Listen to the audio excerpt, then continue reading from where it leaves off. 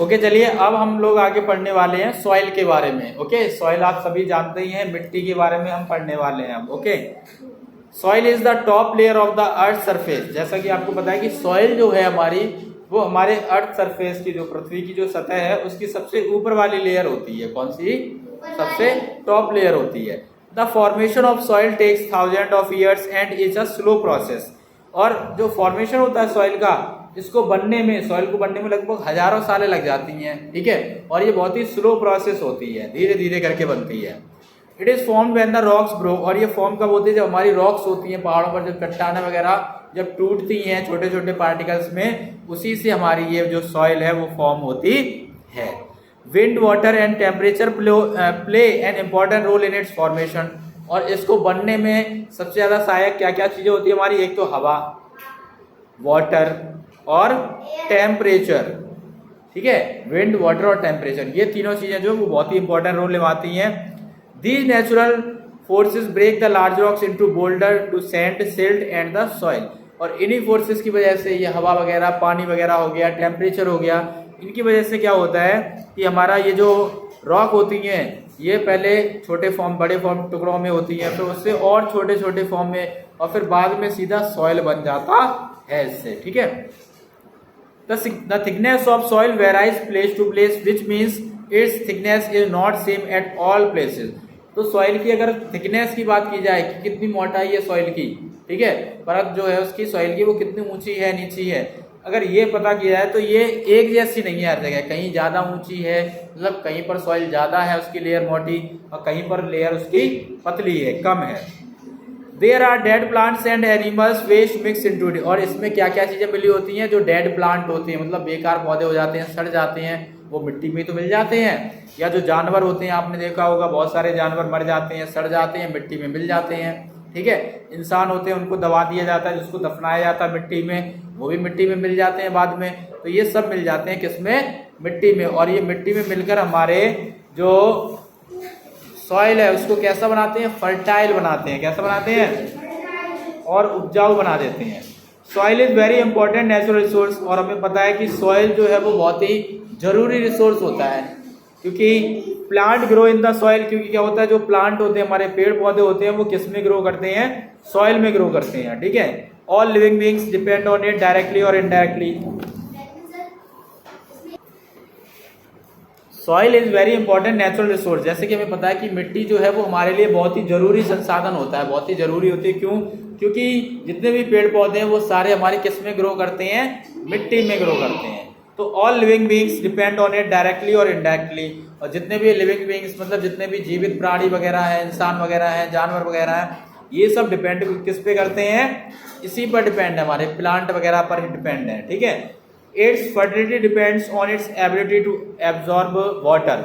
और हमारे मिट्टी की जो फर्टिलिटी है वो किस पे डिपेंड करती है कि ये कितना वाटर को एब्जॉर्ब करती है। ठीक है, जो मिट्टी हमारा सही मात्रा में वाटर को एब्जॉर्ब करेगी वही मिट्टी हमारी फर्टाइल मिट्टी मानी जाएगी। अगर मान लीजिए कोई मिट्टी ऐसी है जो कम हमारे पानी को एब्जॉर्ब कर पाती है, तो उसमें पानी की मात्रा कम मिलेगी, तो पौधा नहीं जम पाएगा। ठीक है, अगर मान लो ज़्यादा होल्ड करती है पानी को, तो पानी भरा रहेगा वहाँ पे ही, तो भी पौधा बेकार हो जाएगा।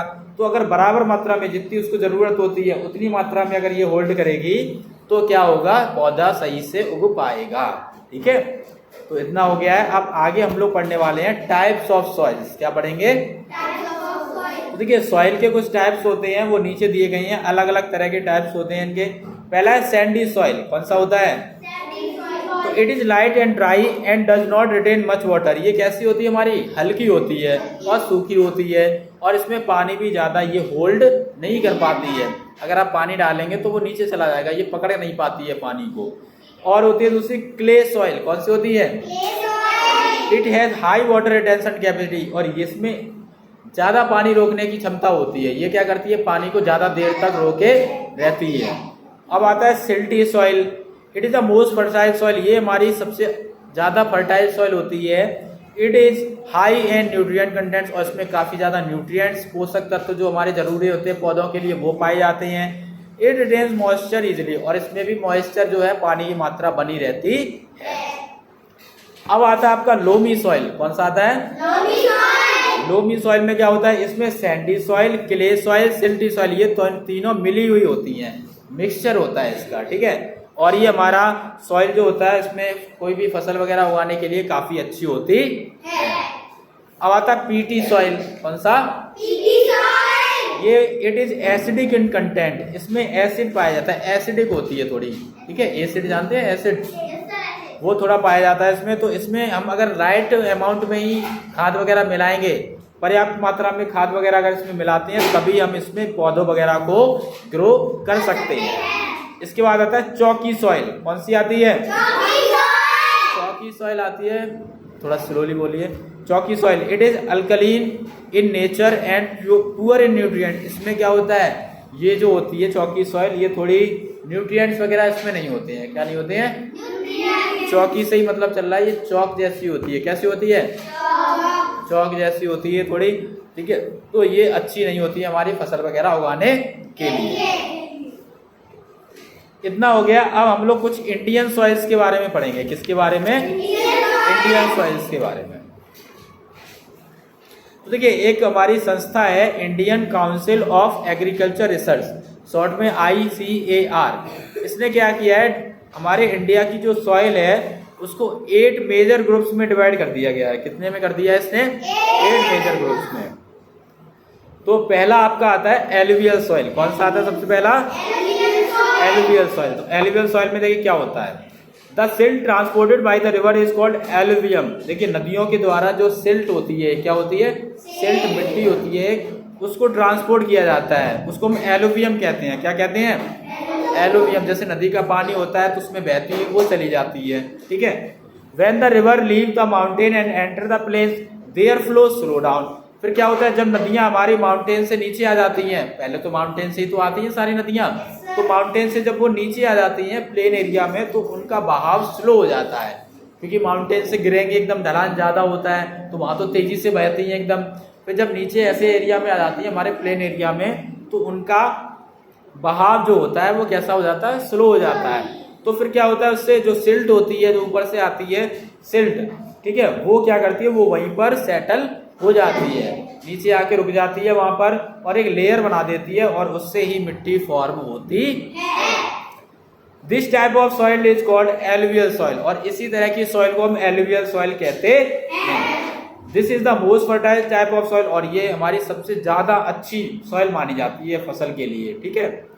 Both the northern and coastal plains in our country have been formed by the silt brought by river. और जितने भी हमारे नॉर्दर्न कोस्टल प्लेन हो जाए, ठीक है, और हमारे कंट्री के और भी जो प्लेन एरिया है, हमारे नॉर्दर्न और कोस्टल प्लेन जो एरिया हैं, वो सारे के सारे इसी नदियों के द्वारा जो सिल्ट लाई जाती है उसी से फॉर्म होते हैं। Alluvial soil is suitable for the crops of wheat. Alluvial soil में कौन कौन सी फसलें उगा सकते हैं हम लोग? एक तो व्हीट उगा सकते हैं, rice, sugarcane, millets, jute, pulses, oil seeds, vegetables और फ्रूट्स, ये सारी फसलें उगा सकते हैं। कुछ सब्जियां भी उगा सकती हैं, ठीक है, दालें वगैरह, ये सब चीजें उगा सकते हैं। This type of soil is found in Punjab, Haryana, Rajasthan, Uttar Pradesh, Bihar, West Bengal. और इस तरह की सॉइल हमारी कहाँ पर पाई जाती है? कौन कौन से स्टेट में? पंजाब में पाई जाती है, हरियाणा में, राजस्थान में, उत्तर प्रदेश, बिहार और West Bengal. And in the coastal plains. इसके साथ साथ हमारे जो कोस्टल प्लेन्स हैं, गुजरात हो गया, महाराष्ट्र हो गया, और जो आंध्र प्रदेश और तमिलनाडु है, यहाँ पर भी ये पाई जाती है, ठीक है। तो ये आपकी एलुवियल सॉइल थी। कौन सी थी? एलुवियल। हाँ। अब आप लोग पढ़ेंगे ब्लैक सॉइल के बारे में। किसके बारे में? अब देखिए, ब्लैक सॉइल से पता ही चल रहा है ये काली मिट्टी, ये आप देख भी सकते हैं इसमें। This soil is also known as regur soil. इसको हम रीगर सॉइल भी कहते हैं। It's got its name from its colour black. और इसको ब्लैक सॉइल नाम किससे पड़ा है? इसके कलर से, क्योंकि इसका कलर ही काला है, इसी से इसका नाम रख दिया black soil. The black soil is form through the solidification of lava spread over large area during volcanic activity. और ये फॉर्म कैसे होती है? जब हमारा लावा निकलता है, ठीक है, लावा निकलता है हमारा, जब वॉल्केनो ज्वालामुखी फटता है, उसमें से रेड रेड कलर का लावा निकलता है, गरम गरम। फिर जब वो फैल जाता है चारों तरफ, फिर वो जब ठंडा हो जाता है तो ब्लैक हो जाता है। कैसा हो जाता है? ब्लैक। और वही हमारी काली मिट्टी बन जाती है। और जब इसमें पानी वगैरह पड़ जाता है, जब इसमें बारिश होता है तो ये चिपचिपी हो जाती है।